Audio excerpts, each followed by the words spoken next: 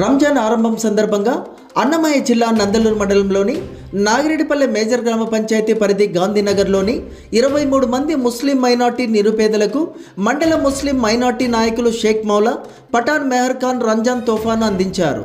ఈ సందర్భంగా వారు మాట్లాడుతూ ఎంతో పవిత్రమైన రంజాన్ మాసంలో ప్రతి ముస్లిం కుటుంబం రంజాన్ పండుగ సంతోషంగా జరుపుకోవాలనే ఉద్దేశంతో ఆ రంజాన్ తోఫా కార్యక్రమాన్ని ప్రారంభించడం జరిగిందని అన్నారు. మండలంలోని ప్రతి పల్లెలో రంజాన్ తోఫా కార్యక్రమాన్ని పూర్తి చేసి రంజాన్ పండుగను అందరూ సంతోషంగా జరుపుకునేందుకు తమ వంతు సహాయ సహకారాలు అందిస్తామని అన్నారు.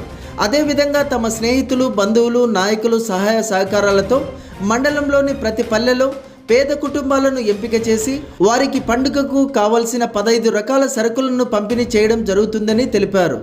ఎవరైనా ఈ కార్యక్రమంలో పార్టీలకు, కుల మతాలకు అతీతంగా సహాయ సహకారాలు అందజేసే వారు కూడా పాలు పంచుకోవచ్చని తెలిపారు.